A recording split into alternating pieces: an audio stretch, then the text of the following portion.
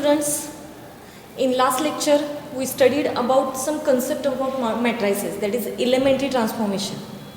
How to interchange row, how to interchange column, how to add one row into the another row, the scalar multiplication of a row, how that effect on another matrices, or what will we get matrices or similar matrix or equivalent matrix.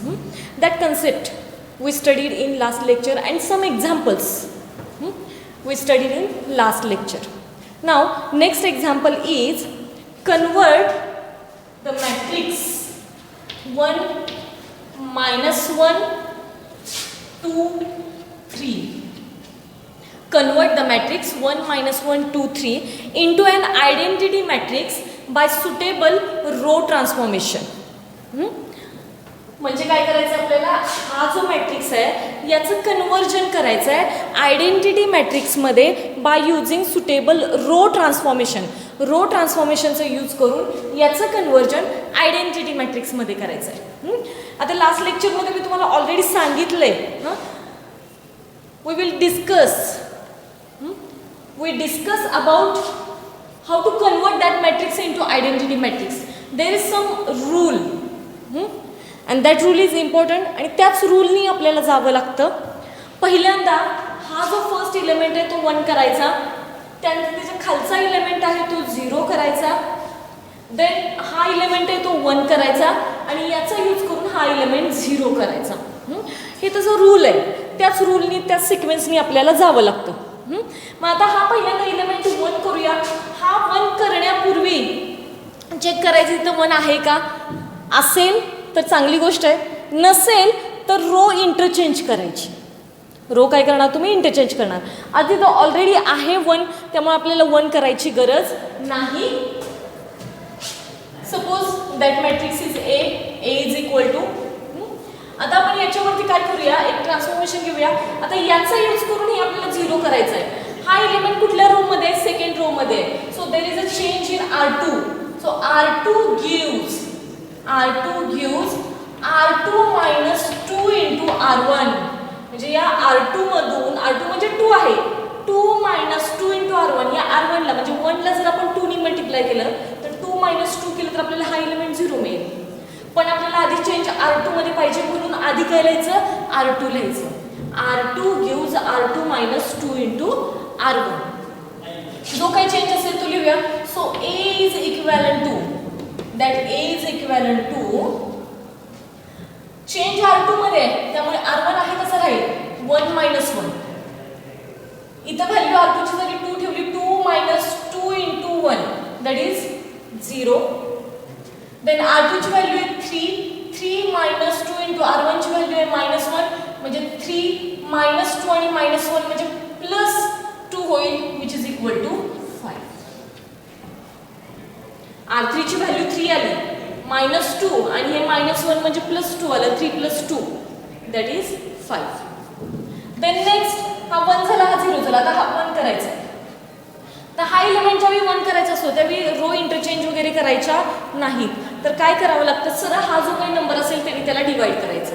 आता हा ही row आहे R2, then R2 gives R2 divided by 5.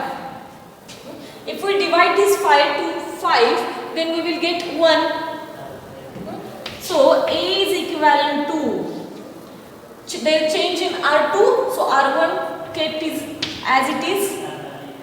0 divided by 5 is 0 and 5 divided by 5 is 1. Okay, so 1 0 1. Now we have to make this element to the 0. हा element आपल्याला तर 0 केला पाहिजे. कसं करणार, तर याचा यूज करून करणार, या 1 चा यूज करून करणार. आता मी हा एलिमेंट आणि हा एलिमेंट जर दोन्हीचे ॲडिशन केली तर मला ऑटोमॅटिकली 1 minus 1 0 मिळेल. So here R1 gives R1 plus R2. R1 मध्ये चेंज आहे म्हणून इथं R1 लिहिलं. R1 gives R1 plus R2. So A is equivalent to, there is change in R1, त्यामुळे R2 आहे तसा लिहून घेतला 0 1. आता हा 1 आहे तसाच राहतो. ज्यावेळी आपण हे ट्रान्सफॉर्मेशन केलं, ऑलरेडी ट्रान्सफॉर्मेशन करून इथं इथं 1 आलेलं आहे. आपण अशा सिक्वेन्सनी जातोय ना, ज्या सिक्वेन्सनी इलिमेंट गेलेले आहेत ते ऑलरेडी तसेच असतात, त्यामुळे हे चेक करायची गरज नाही. नाव R1 प्लस R2 -1 आणि हे +1 that is 0. So we change A matrix into identity matrix 1 0 0 1. This is identity matrix. This is our example. It is very simple using row transformation. 2 मार्क्सचं एक्झाम्पल आहे, बोर्ड एक्झामला वगैरे 2 मार्क्सला हे एक्झाम्पल विचारलं जातं. Now next example,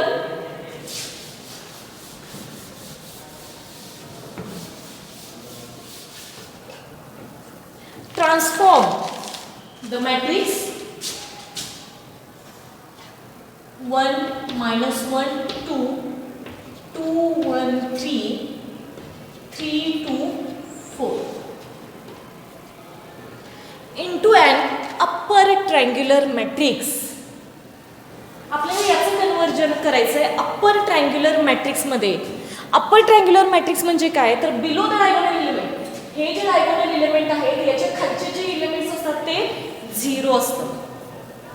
upper triangular मॅट्रिक्समध्ये diagonal इलिमेंटच्या खालचे इलिमेंट 0 आहेत. म्हणजे आपल्याला हा 2 3 आणि हा 2 हे 3 इलिमेंट आपल्याला 0 करायचे.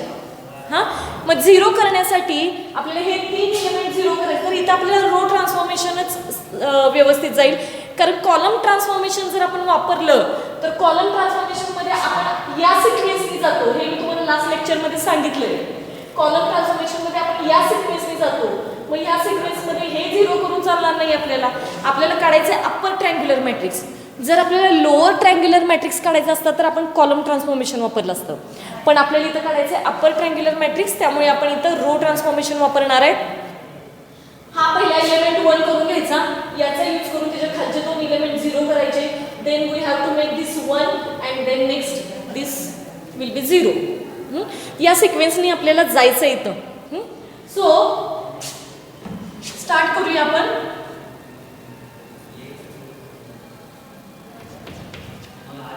हा जो एलिमेंट आहे तो ऑलरेडी 1 आहे, त्यामुळे तो 1 करायची गरज नाही. So suppose this will B A. 1 असल्यामुळे 1 करायची गरज नाही. आता या 1चा यूज करून हा 2 करूया, सेकंड एलिमेंट आहे. So there is a change in R2. R2 gives R2 minus 2 into R1. R2 gives R2 minus 2 into R1. If we multiply this 1 by 2, then 2 minus 2, we will get 0. हे 2 आणि -2 आपण 0 घेऊ शकतो नाही, तर मिळते आपल्याला 0. So we use this transformation. So what is the change? We write here equal sign or equivalent sign. There is change in R2. R2 मध्ये चेंज आहे, त्यामुळे R1 आणि R3 आहे असं लिहायचा. 1 -1 2 3 2 4. Now R2 minus 2 into R1, that is 2 minus 2 into 1, that is 0. Next R2 is 1. 1 minus -2 and -1. -2 and -1 get 2 plus 2. And this one, that is there is a 3. Then 3 minus of 2 into 2, that is -4. 3 minus 4, which is equal to -1. A. आता हा 3 जो आहे तो 0 करूया या 1 चा use करून. So transformation is R3 gives, because this element is in row 3, so R3 gives R3 minus 3 into R1. हे 2 एलिमेंट 0 करताना नेहमी R1 चाच यूज करायचा. म्हणजे R3 हा 3 मायनस याला 3 ने मल्टिप्लाय केलं तर तो 0 भेटतो आपल्याला. So our matrix A is equal to, now there is change in R3, so R1 and R2 write as it is 1 minus 1 2 0 3 and -1. Now 3 minus of -3 into 1, that is 0. Then 2 minus 3 and this -1, that is plus 3, 2 plus 3, which is 5. then 4 minus 3 and plus 2, that is minus 5. 4 minus 3 and plus 2, minus 3 and plus 2, that is minus 6. Here will be minus 6, minus 3 and 2, and R3 is 4. So 4 minus 6, which is equal to minus 2. काय काय केलं बघा, R3 2 minus 3 and minus 1, it will be plus 3. 2 plus 3 is 5. And then 4 minus 3 and plus 2, that is equal to, this is minus 6 and 4, that is minus 2. Now next, we have to make this element to the 1. For that we divide R2 by 3. So R2 gives R2 divided by 3. So A is equal to 1 minus 1 2, 0 1 minus 1 by 3 and 0 5 minus 2. आपण काय केलं, R2 ला 3 नी divide केलं. Now using this one we have to make this 5 into 0. जर हा 0 केलं तर ऑटोमॅटिकली हा आपल्याला अपर ट्रायंग्युलर मॅट्रिक्स मिळेल. So A is equal to, so there is a transformation is, what is transformation? We have to make a change in R3. So R3 gives R3 minus 5 into R2. आता R2 चा use करून करणार आहे, तर याला 5 ने multiply केलं तर यातून सबट्रॅक्ट केलं, म्हणजे R3 gives R3 minus 5 into R2. So A is equal to 1 minus 1 2, 0 1 minus 1 by 3, and now here will be 0 कारण हे ट्रान्सफॉर्मेशन करूनच 0 मिळवलं, त्यामुळे त्याच्यामध्ये चेंज होत नाही. त्यानंतर हा पण 0 येण्यासाठीच हे ट्रान्सफॉर्मेशन केलं, त्यामुळे हे पण डोळे झाकून 0 लिहायचं इथं. आता इथं फक्त आन्सर काढलं पाहिजे आपल्याला. -2, R3 किती आहे, -2, हा -5 आणि R2 ची त्याची व्हॅल्यू काय आहे, -1/3. So minus minus get plus, there is a 5/3. So here is minus 6 plus 5/3. So -1/3.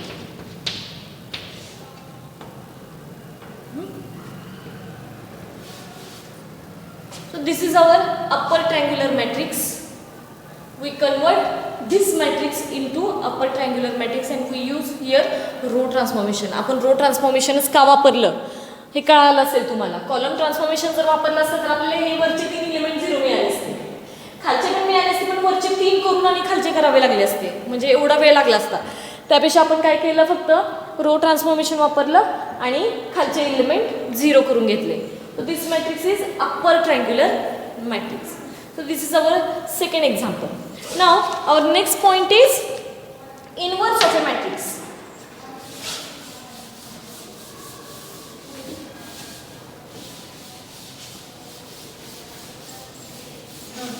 Next point is inverse of a matrix.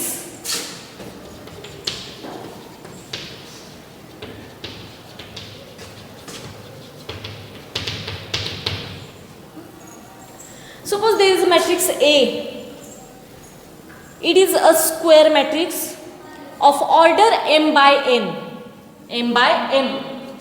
Suppose there is a matrix A and its order is m by m. If there is exist another matrix B,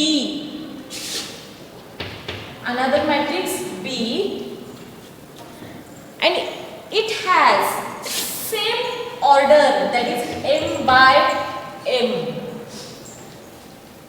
such that AB is equal to BA is equal to R. If we make a multiplication of these two matrices AB or BA and it gives an identity matrix, then we call B is the inverse of matrix A or A is the inverse of matrix B, and we denote it by A inverse. आपण त्याला कशाने denote करतो, तर A inverse ने denote करतो, आणि हेच इथं समजा बीच्या जागी आपण ए इनवर्स लिहिलं तर हेच आपल्याला स्टेटमेंट कसं मिळेल तर A into A inverse is equal to A inverse into A which is equal to A हा मॅट्रिक्स आहे त्याची ऑर्डर आहे एम बाय एम, बी हा मॅट्रिक्स आहे त्याची ऑर्डर आहे M by M, A B is equal to B A is equal to जर identity matrix असेल तर बी हा मॅट्रिक्स किंवा ए हा मॅट्रिक्स दोन्हीपैकी कुठलाही मॅट्रिक्स इनवर्स मिळतो. आपण इथं मानताना बी मांडलंय आणि त्याला डिनोट करताना कसं डिनोट केलं जातं ए रेस टू -1 लिहायचं, raise to -1 that is inverse of that matrix.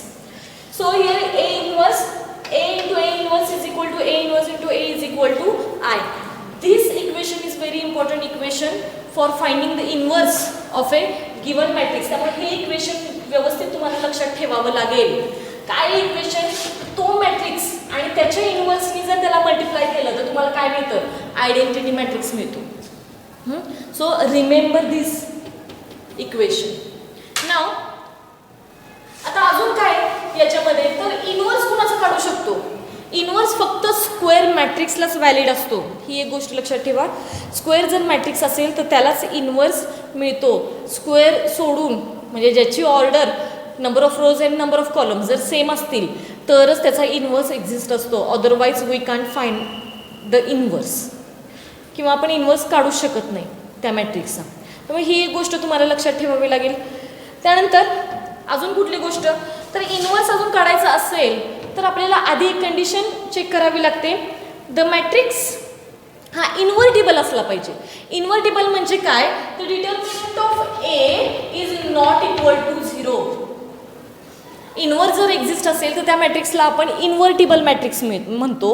आणि तो मॅट्रिक्स हा कसा असला पाहिजे त्याची डिटर्मिनंटची व्हॅल्यू ही नॉट इक्वल टू 0 असेल तरच त्या मॅट्रिक्सला इनवर्स एक्झिस्ट असतो. म्हणजे पहिली गोष्ट म्हणजे स्क्वेअर मॅट्रिक्स असला पाहिजे तो. हां आणि प्रत्येक स्क्वेअर मॅट्रिक्सची व्हॅल्यू ही नॉट इक्वल टू 0 त्याच्या डिटर्मिनंटची व्हॅल्यू नॉट इक्वल टू 0 ही असतेच असं नाही बरं का. काही मॅट्रिक्स असे आहेत की त्याच्या डिटर्मिनंटची व्हॅल्यू ही 0 येते. स्क्वेअर मॅट्रिक्स काही असे आहेत की त्याच्या डिटर्मिनंटची व्हॅल्यू 0 येते मग त्याला इनवर्स एक्झिस्ट होत नाही. So you have to check first its determinant value of A determinant is not equal to 0 and then you will find A inverse. Okay. Now there are two methods. There are two methods to finding the inverse of a matrix. If we have to find out the inverse of a matrix, then there are two methods.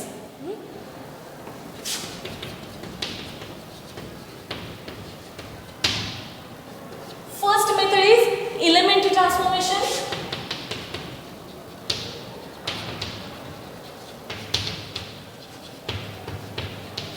Elementary transformation, and second method is adjoint method.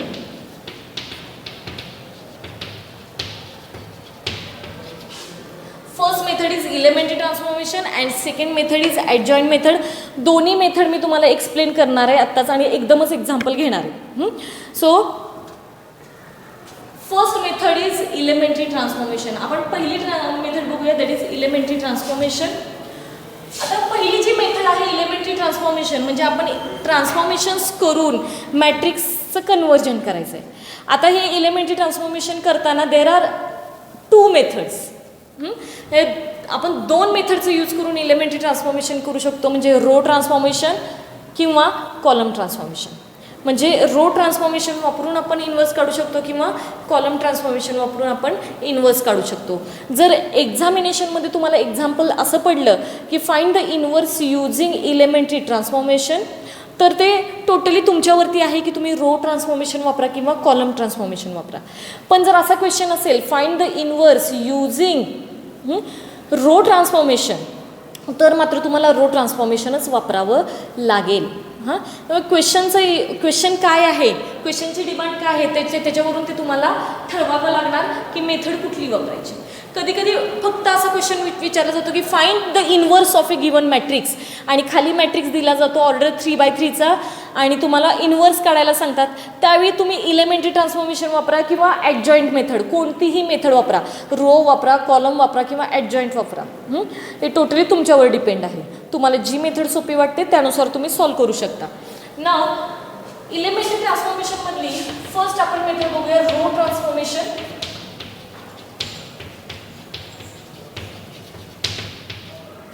Row transformation, हे row transformation मध्ये पण working rule आहे. Working rule काय, आता मगाशीच आपण equation बघितलं. काय इक्वेशन आहे बघा, A into A inverse is equal to R. A into A inverse is equal to R. हे इक्वेशन आहे. त्या मॅट्रिक्सला जर त्याच्या इन्व्हर्सनी मल्टिप्लाय केलं तर आपल्याला आयडेंटिटी मॅट्रिक्स मिळतो. आता त्यातला आपल्याजवळ A आहे, आयडेंटिटी मॅट्रिक्स पण आपल्याला माहित आहे, पण त्याचा A इन्व्हर्स माहित नाही. त्यासाठी आपण हे इक्वेशन यूज करायचं. पहिल्यांदा दिलेला जो मॅट्रिक्स असेल तो या फॉर्म मध्ये लिहून घ्यायचा. त्यानंतर हा जो मॅट्रिक्स आहे ए मॅट्रिक्स, याच्यावरती रो ट्रान्सफॉर्मेशन्स वापरून याचं कन्वर्जन आयडेंटिटी मॅट्रिक्स मध्ये करायचं. याचं कन्वर्जन कशामध्ये करायचं, आयडेंटिटी मॅट्रिक्स मध्ये करायचं. हा ए इन्व्हर्स असाच राहील. आता याच्यावरती रो ट्रान्सफॉर्मेशन करतोय आणि मध्ये इक्वॅलिटी आहे, so we have to make equality valid. आपल्याला ही इक्वॅलिटी व्हॅलिड करण्यासाठी आपल्याला याच्यावरती पण ते रो ट्रान्सफॉर्मेशन्स केले पाहिजे. जे याच्यावरती करणार ते याच्यावरती पण केले पाहिजे. मग याच्यावरती पण रो ट्रान्सफॉर्मेशन वापरले आपण, याच्यावरती पण रो ट्रान्सफॉर्मेशन वापरले तर आपल्याला दुसरा कुठला तरी मॅट्रिक्स मिळेल. सपोज इट इज बी. आपल्याला कुठला तरी एक मॅट्रिक्स मिळेल, समजा हा मॅट्रिक्स बी आहे. आता कोणताही मॅट्रिक्स असेल त्याला आयडेंटिटी मॅट्रिक्सने जर मल्टिप्लाय केलं तर आपल्याला तोच मॅट्रिक्स परत मिळतो, म्हणजे it will be A inverse. So A inverse is equal to B. म्हणजे आपल्याला तो जो मॅट्रिक्स मिळाला रो ट्रान्सफॉर्मेशन वापरून तो म्हणजे त्या मॅट्रिक्सचा काय असणार आहे, इन्व्हर्स असणार आहे. ही मेथड आहे ए इन्व्हर्स फाइंड आउट करायची. रो ट्रान्सफॉर्मेशन और कॉलम ट्रान्सफॉर्मेशन, कॉलमला पण हीच मेथड आहे. फक्त इथं ट्रान्सफॉर्मेशन जे वापरणार तुम्ही ते काय करणार, रो किंवा कॉलम वापरणार. आता जे ट्रान्सफॉर्मेशन वापरणार ते पण कसे वापरायचे बघा. हा जो मॅट्रिक्स आहे समजा A11, A12, A13, A21, A22, A23, A31, A32, A33 हा मॅट्रिक्स आहे. आणि याच्यावरती आपल्याला काय करायचं आहे, रो ट्रान्सफॉर्मेशन वापरायचं आहे. आणि याचं कन्वर्जन कशामध्ये करायचं आहे, आयडेंटिटी मॅट्रिक्स मध्ये करायचं आहे. त्यासाठी आपण काय करणार बघा, वर्किंग रूल याच मेथडनी जावं लागतं. पहिल्यांदा हा इलेमेंट आहे तो इलेमेंट 1 करून घ्यायचा. रो ट्रान्सफॉर्मेशन ही फर्स्ट इलेमेंट 1 करून घ्यायचा. 1 करताना इलेमेंट आयदर तुम्ही रो चेंज करा किंवा एखाद्या रो मध्ये दुसरी रो ऍड करा, किंवा त्या रोला समजा तिथं 2 असेल तर 2 ला डिवाइड करा, असं करा. पण जर तिथं 0 असेल तर 0 मध्ये 1 ऍड करणे असं करायचं नाही. It is not valid transformation. हे व्हॅलिड ट्रान्सफॉर्मेशन नाही आहे. तुम्ही ॲड स्केलर करू शकत नाही रोमध्ये. तुम्ही काय करू शकता, एक तर रो ट्रान्सफॉर्म करू शकता किंवा तुम्ही काय करू शकता, दुसऱ्या रोमध्ये एक दुसरी रो ॲड करू शकता. दोन्हीपैकी एक कुठली तरी मेथड वापरायची. घेणार आहे आपण एक झिरोचं एक्झाम्पल. आता याच्यामध्ये A11चा पहिल्यांदा 1 करायचं. त्यानंतर या 1चा यूज करून हा इलेमेंट आहे तो 0 करायचा. त्यानंतर याचा यूज करून हा इलेमेंट आहे तो 0 करायचा. बघा याचा यूज हा पहिल्यांदा 1 करून घेतला, याचा यूज करून त्याच्या खालचे 2 इलेमेंट 0 0 करून घ्यायचे. त्यानंतर या डायरेक्शनमध्ये हा इलेमेंट आहे तो 1 करून घ्यायचा. हा इलेमेंट 1 करून घेतल्यानंतर त्याच्या खालचा इलेमेंट आणि त्याच्या वरचा इलेमेंट काय करणार, हे 2 इलेमेंट 0 करून घेणार. त्यानंतर बघा हा 1 करून घेणार आणि नंतर याचा यूज करून हे 2 इलेमेंट 0 करणार. त्यानंतर या साईडला जायचं, हा इलेमेंट 1 करून घ्यायचा. आयडेंटिटी मॅट्रिक्स मध्ये हे 3 इलेमेंट 1 1 असतात, बाकीचे सगळे 0 असतात. म्हणून कुठलाही 1 कुठलाही 0 करून घ्यायचा नाही, याच सिक्वेन्सनी जावं लागतं. हा इलेमेंट 1 करून घ्यायचा. हा इलेमेंट 1 झाल्यानंतर त्याच्या वरचे 2 इलेमेंट आहे तो याचा यूज करून त्याच्या वरचे 2 इलेमेंट 0 करायचे. बघा काय केलं आपण, या अशा डब्ल्यूच्या सिक्वेन्सनी जायचं. डब्ल्यू कशासाठी, रो ट्रान्सफॉर्मेशनसाठी. पहिल्यांदा हा 1 करणार, याचा यूज करून त्याच्या खालचे 2 0, त्यानंतर हा 1 करणार, त्याच्या वरचा आणि खालचा 0 करणार, परत हा 1 करणार आणि त्याच्या वरचे 2 इलेमेंट 0 करणार. हे झाले रो ट्रान्सफॉर्मेशन. कॉलम ट्रान्सफॉर्मेशन मध्ये काय करणार तुम्ही,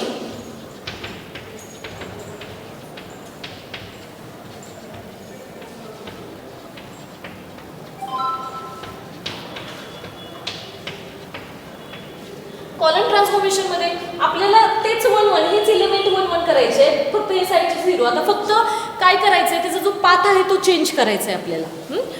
हा जो पहिला इलिमेंट आहे तो तुम्ही 1 करणार ॲज युजल, याच्यासारखाच हा इलिमेंट 1 करणार. त्यानंतर याचा यूज करून त्याच्या शेजारचे 2 इलिमेंट आहेत ते 0 करणार. त्यानंतर इथून इथं येणार, हा इलिमेंट 1 करणार. त्यानंतर या इलिमेंट नंतर त्याच्या शेजारचे 2 इलिमेंट आहेत ते काय करणार तुम्ही 0 करणार. त्यानंतर हा जो इलिमेंट आहे तो इलिमेंट तुम्ही काय करणार 1 करणार. त्याच्यानंतर त्याच्या शेजारचे 2 इलिमेंट आहेत ते तुम्ही काय करणार 0 करणार. म्हणजे तुम्ही या सिक्वेन्सने जाणार. अशा प्रकारे आपण हे एलिमेंटरी ट्रान्सफॉर्मेशन मधले 2 ट्रान्सफॉर्मेशन्स बघितले, एक म्हणजे रो ट्रान्सफॉर्मेशन आणि कॉलम ट्रान्सफॉर्मेशन. फक्त आपण आता थेरीज बघतोय, एक्झाम्पल्स आपण नेक्स्ट लेक्चरमध्ये घेऊच. याला या सिक्वेन्सने जाताना W आकार लक्षात ठेवा आणि याला जाताना हा असा आडवा W हा आकार लक्षात ठेवा. इथं जाताना याच सिक्वेन्सने जावं लागतं आणि याला जाताना याच सिक्वेन्सने जावं लागतं. So this is elementary transformations method. हे एलिमेंटरी ट्रान्सफॉर्मेशन्स आणि 2 एक्झाम्पल्स तुम्हाला कळाले असतील. आता आपण राहिलेले जे याच्यावरचे एक्झाम्पल्स आहेत ती आपण नेक्स्ट लेक्चरमध्ये बघूया. थँक्यू.